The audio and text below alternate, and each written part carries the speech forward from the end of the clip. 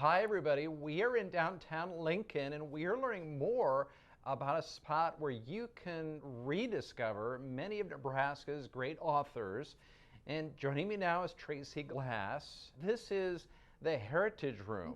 I love this room, and it was one of the first rooms that I visited when I came here. It's a celebration of Nebraska and Nebraska authors.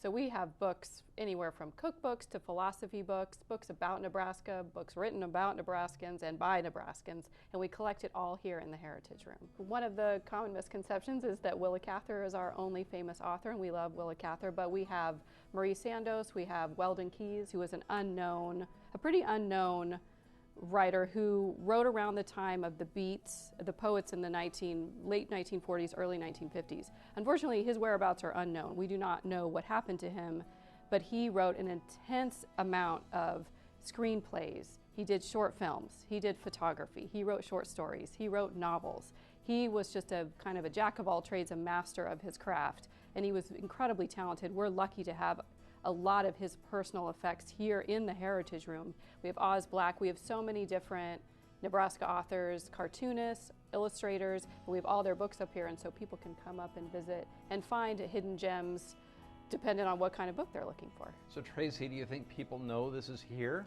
They don't. People can come up to the third floor and visit. We have our curator in here, Diane, and she's happy to visit with people and show them the room, give them a tour, let them look at all the materials in the collection.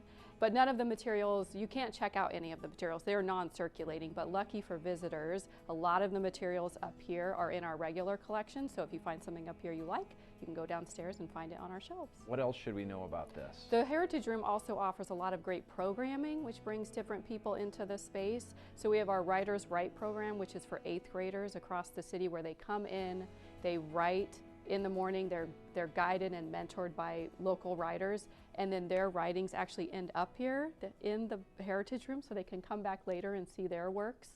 We also have lunch at the library. We're going to have Pat Leach, our former director, here doing a program in April where she'll be talking about what books Nebraskans consider their books. And we also have the Ames reading series where we have Nebraska authors come in and speak to folks about the writing process, about their books and their works. Finally, our curator runs nebraskaauthors.org database of all Nebraska authors, which is really exciting. It has biographical information. Authors are encouraged to contribute to keep the database up to date, but our curator does a really good job of working through those entries. How is this funded, or how can people help support the Heritage Room? We are very lucky to be supported by the Nebraska Literacy Heritage Association and the Foundation for Lincoln City Libraries. Okay, Tracy, well, thank you very much for showing us the Heritage Room. Thank you so much for stopping by.